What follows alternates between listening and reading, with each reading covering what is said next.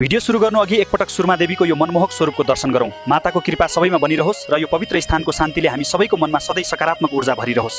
यो पार्थिवीरको कठिन चढाइ पार गरेपछि देखिने सुन्दर पाटनको छेउमा अवस्थित सुरमा देवीको पवित्र मन्दिर हो। यहाँ सेताम्य हिमाल उत्तरतर्फ चाँदी झैँ टल्कने सुन्दर र शान्त हिमाल हो, जसले हामीलाई जीवनमा सधैँ अटल र निश्चल रहन सिकाउँछ। यो हिमालको काखमा वन्यजन्तुहरूको यो सुन्दर संसार साँच्चै नै लोभलाग्दो छ।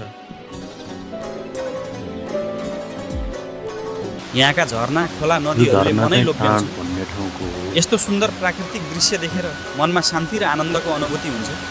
ओनैभरि ढकमक्क फुलेका लाली गुराँस र हरिया भिरपाखाहरूले मनै लोभ्याउँछन्। प्रकृतिको यो सुन्दर काखमा बिताएको हरेक चाहिँ नै अविस्मरणीय छ। सहरको कोलाहलभन्दा टाढा प्रकृतिको काखमा पाइने आत्मिक सुख र शुद्ध शीतल हावामा रमाउनुको छुट्टै मजा छ। वर्णन गरिएको ठाउँ सुन्दर सुदूरपश्चिम हो। प्राकृतिक सुन्दरता र शान्तिको अनुभव गर्न यहाँलाई स्वागत छ। आउनुहोस्, सुन्दर सुदूरपश्चिमको मजा लिनुहोस्। यहाँको दृश्य साँच्चै नै मनमोहक छ।